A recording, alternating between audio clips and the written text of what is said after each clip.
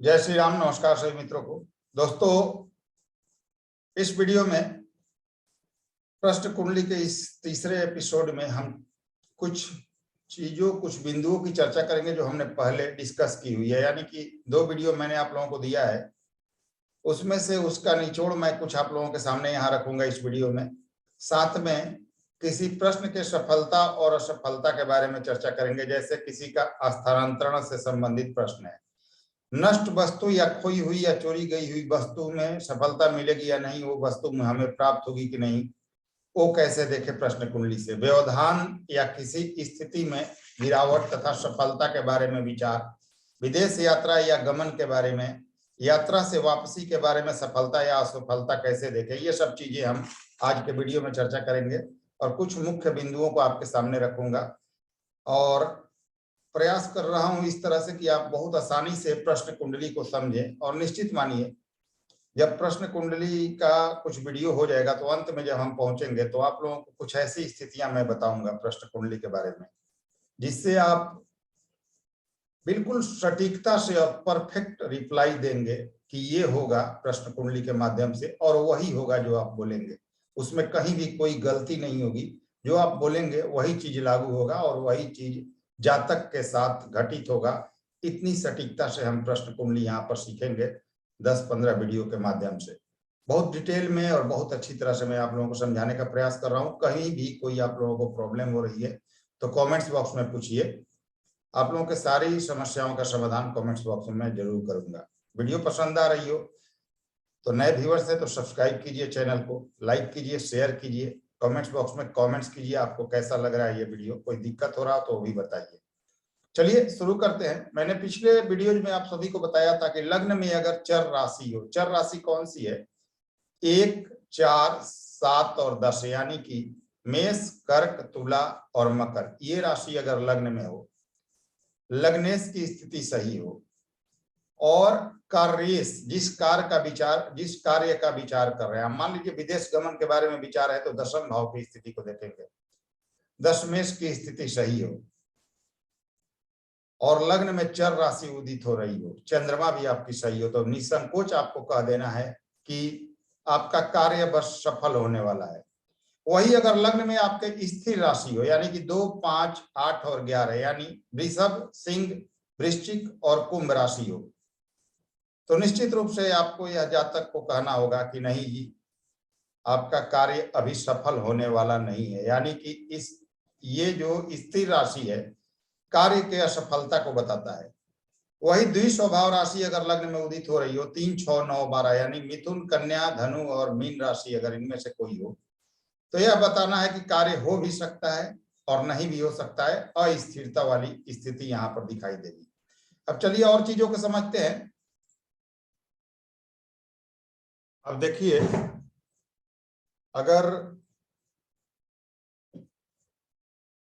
किसी के प्रश्न सफलता या लाभ को लेकर है तो देखिए कि लग्न में कौन सी राशि है और कौन से ग्रह लग्न को देख रहे हैं, इसके अनुसार आपको फैसला करना चाहिए। जैसे देखिए कि ये मैंने जो चार्ट बनाया है, प्रश्न कुंडली बनाया है, कि किसी जातक की ही कुंडली है।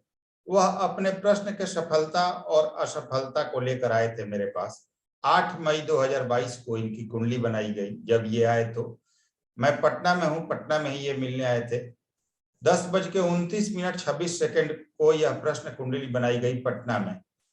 अब देखिए, इनके किसी प्रश्न के लेकर सफलता असफलता का प्रश्न था। तो देखिए लग्न में आप देख सकते हैं कि कर्क राशि उस समय उदित हो रही थी 8 मई 2022 को 10:29:26 को, और लग्नेश चंद्रमा स्वयं लग्न में बैठे हुए थे। और आप सभी जानते हैं कि चंद्रमा जो है वो शुक्ल पक्ष के अष्टमी से लेकर कृष्ण पक्ष के सप्तमी तक शुभ होते हैं। इसका मतलब यह बलवान थे, चंद्रमा शुभ चंद्रमा थे, जो लग्न में अपने ही राशि में बैठे हुए थे। चर राशि लग्न में उदित हो रही थी और गुरु की दृष्टि लग्न पर तथा चंद्रमा पर पड़ रही थी। लाभ की अगर बात करें तो लाभ का देखिए, लाभ को भी यहाँ पर देखा जाएगा, लाभ के भाव को भी देखा जाएगा हमें, क्योंकि किसी प्रकार के सफलता या असफलता को लेकर कोई प्रश्न है तो उसमें लाभ भी जुड़ जाता है। तो देखिए लाभ भाव में कौन से ग्रह हैं?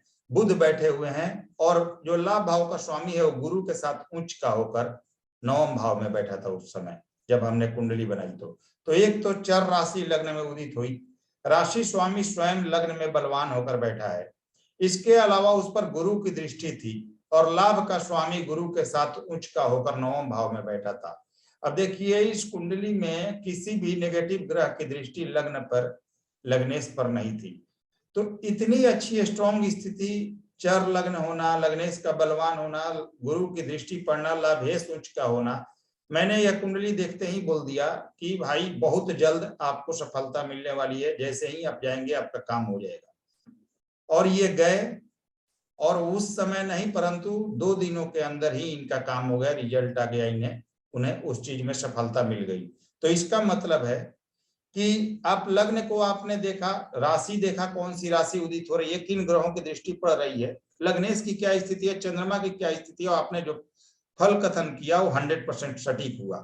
अब देखिए मैंने आप लोगों को पिछले वीडियोज में शीर्षोदय राशि, उभयोदय राशि, इन चीजों के बारे में भी, पृष्ठोदय राशि वगैरह के बारे में भी बताया था। शीर्षोदय राशियां कौन सी होती हैं ध्यान दीजिए। तो शीर्षोदय राशि यानी कि 3, 5, 6, 7, 8, 11, यानी कि मिथुन, सिंह, कन्या, तुला, वृश्चिक और कुंभ, यह जो राशियां हैं यह शीर्षोदय राशियां कही जाती हैं। और अगर यह राशि लग्न में हो, लग्न में उदित हो रही हो, मिथुन राशि, सिंह राशि, कन्या राशि या तुला राशि या वृश्चिक राशि या कुंभ राशि लग्न में उदित हो रही हो और लग्न में सौम्य ग्रह बैठे या लग्न पर सौम्य ग्रह की दृष्टि हो, तो यह सफलता की 100% गारंटी है। सफलता बोल देना चाहिए कि आपको अपने कार्य में मिलेगी।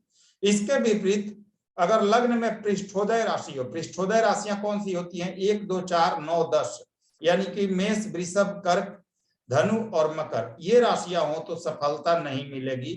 ये राशि अगर लग्न में उदित हो तो साफ बोल देना चाहिए अभी आपको सफलता मिलने की कोई गुंजाइश नहीं है। इसके अलावा अगर लग्न में उभयोदय राशि हो यानी कि 12 नंबर मीन राशि हो तो सफलता मिलेगी परंतु बहुत देर से मिलेगी, यह बताना है।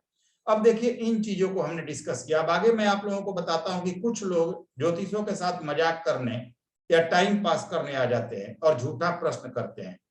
अगर ऐसी स्थिति हो तो उनका प्रश्न आप पकड़ सकते हैं कि वो झूठे हैं या सच्चे हैं प्रश्न कुंडली के द्वारा। कैसे पकड़ा जाता है? तो ज्योतिष द्वारा ऐसे प्रश्न का स्वागत नहीं करना चाहिए जो अपने प्रस्ताव में गंभीर नहीं, और प्रश्न कुंडली में झूठ और कपट दिखाई देने के क्या स्थिति होते हैं वो समझ लीजिए। ध्यान दीजिएगा, जब चंद्रमा लग्न में हो, आपके चंद्रमा लग्न में हो, शनि देव केंद्र में हो, शनि आपके केंद्र में बैठे हो, पहली स्थिति बता रहा हूं, और बुध अस्त हो, चंद्रमा लग्न में, शनि केंद्र में और बुध जब अस्त हो तो साफ सामने वाला प्रश्न झूठ और मजाक करने आपके पास आया है। इसके अलावा दूसरा पॉइंट देखिए, लग्न में चंद्रमा हो और बुध और मंगल से दृष्ट हो, लग्न में चंद्रमा हो तथा बुध तथा मंगल से दृष्ट हो तो सामने वाला आपसे झूठ बोल रहा है, मजाक करने, परिहास करने आया है। इसके अलावा सप्तमेश बिना किसी शुभ युति के, सप्तम का स्वामी बिना किसी शुभ ग्रह के युति के बृहस्पति, बुध अथवा सप्तमेश के शत्रु ग्रह से दृष्ट हो। सप्तम भाव का स्वामी ध्यान दीजिएगा बिना किसी शुभ ग्रह के युति के बृहस्पति, बुध अथवा सप्तमेश के शत्रु ग्रह से दृष्ट हो तो यह प्रश्न जो सामने वाला पूछ रहा है सीधा सीधी झूठा प्रश्न है। अब चलिए कुछ और चीजों को क्लियर करता हूं। रोगी ठीक होगा कि नहीं, कोई पूछ रहा है आपसे कि रोगी ठीक होगा कि नहीं। कोई रोगी हमारे यहाँ है, तत्कालिक आपसे प्रश्न पूछा गया कि उसकी स्वास्थ्य ठीक होने की स्थिति में है कि नहीं। तो अगर लग्न में चर राशि है, जैसे यहाँ कर्क राशि चर राशि है, तो साफ बोल देना है कि हाँ जी बिल्कुल ठीक हो जाएगा, वह रोगी आपका ठीक होगा। वहीं अगर लग्न में स्थिर राशि आ रही हो, यानी 2, 5, 8 और 11 में से कोई राशि हो, तो बोल देना है कि नहीं ठीक होगा, किसी भी कीमत पर नहीं ठीक हो जाएगा। अब कोई पूछता है कि वह रोगी मर जाएगा या जिंदा रहेगा, तो अगर स्थिर राशि है, यानी कि 2, 5, 8, 11 में से कोई राशि है, तो वह मरेगा नहीं, स्थिर रहेगा, जिस स्थिति में है उसी स्थिति में रहेगा। वहीं अगर लग्न में चर राशि है और मृत्यु को लेकर प्रश्न है, तो कहना है कि हाँ जी वह मर जाएगा, उसकी मृत्यु निश्चित है। तो ऐसे आपको देखना है। अब मैं आपको अपने इष्ट की आराधना करके, अपने इष्ट को प्रणाम करके आप सभी को इस विद्या के कुछ मूल चीजों को बताने जा रहा हूं, जो कि गूढ़ रहस्यों से भरा हुआ है। इसमें हम ये जानेंगे कि किसी चीज का विचार कैसे करते हैं, वह चीज किस दिशा, मान लीजिए कोई सामान चोरी गया है तो किस दिशा में होगा, कैसे तत्व या कैसे व्यक्ति ने उसे लिया होगा, कहां पर वह सामान रखा होगा, कितनी दूरी पर रखा होगा, किस दिशा में रखा होगा, इसको हम कैसे जान सकते हैं। तो आज शुरू करते हैं इस वीडियो को, मतलब कुछ गूढ़ चीजों को जानना शुरू करते हैं। मान लीजिए कोई व्यक्ति पूछता है स्थानांतरण, ट्रांसफर या च्युति, यानी स्थानांतरण और च्युति के संबंध में कोई प्रश्न करता है, तो मैंने आप सभी को भावों के फल के बारे में बता दिया है, किस भाव से क्या देखते हैं, पिछले के वीडियो में आप सभी देख सकते हैं। तो देखिए, अगर स्थानांतरण के बारे में प्रश्न है, तो लग्न में चर राशि है तथा लग्न पर शुभ प्रभाव है। जैसे यहाँ पर चर राशि है और राशि स्वामी भी लग्न में है और गुरु की दृष्टि है, तो साफ बोल देना है कि स्थानांतरण आपका हो जाएगा और आपके इच्छा अनुसार होगा।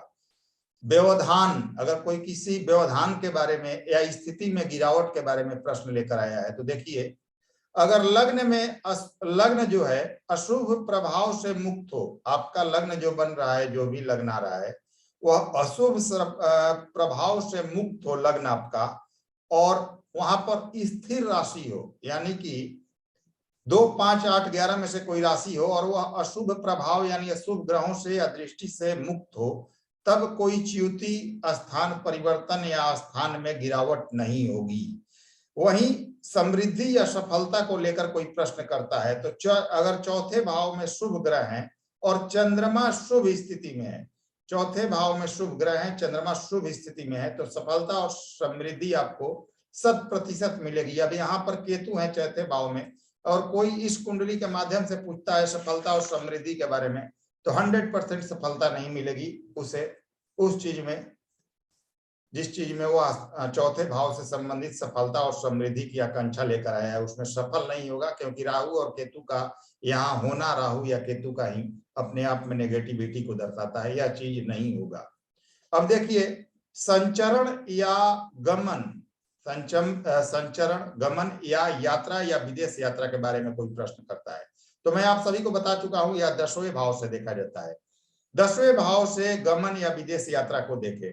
अगर 10म भाव में चर राशि हो, ध्यान दीजिएगा, 10म भाव में चर राशि हो, जैसे कि यहाँ पर मेष राशि बनी हुई है, 10म भाव में चर राशि हो और क्रूर ग्रह यात्रा देते हैं, तो चर राशि और क्रूर ग्रह की स्थिति होनी 10म भाव में आवश्यक है, अथवा इनकी अनुपस्थिति से नहीं समझना चाहिए। तो 10म भाव में यह चर राशि है और क्रूर ग्रह सूर्य तथा राहु पापी ग्रह यहाँ बैठे हुए हैं। तो अगर कोई स्थानांतरण से, मतलब कि संचरण से या विदेश यात्रा से संबंधित आपसे प्रश्न पूछता है, तो इस कुंडली के माध्यम से 100% यात्रा का योग बना हुआ है, विदेश जाने का योग बना हुआ है। लेकिन अगर यहाँ पर शुभ ग्रह की स्थिति हो जाए या चर राशि ना हो, तो नाम में जवाब देना है आपको 100%। अब यात्रा से वापसी का भी कोई प्रश्न कर सकता है, तो यात्रा से वापसी आपके 7म भाव से देखा जाएगा। शुभ प्रभाव के साथ 7म भाव में चर राशि हो, ध्यान दीजिएगा, 7म भाव में चर राशि हो, जो कि यहाँ मकर राशि बना हुआ है, तो 7म भाव में चर राशि हो और शुभ प्रभाव हो, यानी कि शुभ ग्रहों की दृष्टि हो या शुभ ग्रह यहाँ पर बैठे हुए हो, जैसे चंद्रमा की यहाँ दृष्टि बन रही है, तो सीधा सीधी आपको जवाब देना है कि जातक वापसी करेगा यात्रा से और सकुशल वापसी करेगा। अगर स्थिर लग्न हो, मान लीजिए अब 7म भाव को ही लग्न मानना है आपको, क्यों? क्योंकि वापसी से संबंधित प्रश्न है। तो लग्न उसी को मानना है जिस कार्य से या जिस स्थान से संबंधित आपका प्रश्न है। तो यहाँ पर आपको लग्न मानना है सप्तम भाव को, क्योंकि यहाँ से यात्रा की वापसी होगी। तो अगर यहाँ पर स्थिर लग्न हो, सप्तम भाव यानी कि सप्तम भाव में स्थिर राशि हो और अशुभ ग्रहों का प्रभाव है यहाँ पर, दृष्टि या बैठना अशुभ ग्रहों का, तो वापसी यात्रा से कभी नहीं होगी, यानी कि आपको ना में जवाब देना है। अब देखिए, सफलता या असफलता को लेकर प्रश्न अगर आपके पास है तो क्या जवाब देना है। अगर शीर्षोदय लग्न हो, शीर्षोदय लग्न कौन सा होता है? 3, 5, 6, 7, 8, 11 यानी मिथुन, सिंह, कन्या, तुला, वृश्चिक और कुंभ, इनमें से कोई लग्न हो, शीर्षोदय लग्न हो, अथवा लग्न में शुभ ग्रह अगर बैठे हों, अथवा शीर्षोदय लग्न अथवा लग्न में शुभ ग्रह बैठे हो, तो निश्चित रूप से बताना है या आपके काम में सफलता मिलेगी, यानी कार्यों में 100% सफलता मिलेगी। अगर पृष्ठोदय लग्न हो, पृष्ठोदय कौन सा होगा? 1, 2, 4, 9, 10 यानी मेष, वृषभ, कर्क, 9 और 10 यानी धनु और मकर। अगर पृष्ठोदय लग्न हो अथवा लग्न में अशुभ ग्रह अगर बैठे हो, तो निश्चित रूप से कह देना है कि यहाँ आपको असफलता मिलेगी, सफलता मिलने का कोई चांस नहीं है। अब देखिए, लापता वस्तु के बारे में भी लोग प्रश्न कर सकते हैं। लापता वस्तु के पुनः प्राप्ति का योग भी होता है प्रश्न कुंडली में। ये कैसे देखा जाता है, समझिए। लग्न में आपके शुभ चंद्रमा हो, जो यहाँ अभी बैठे हुए हैं, बृहस्पति अथवा शुक्र से दृष्ट हो, शुक्र देख रहे हैं बृहस्पति और लग्न को। 11वें भाव में बलवान शुभ ग्रह हो, देख रहे हैं मरकरी यहाँ पर, देखिए आप 11वें भाव में बैठे हुए हैं।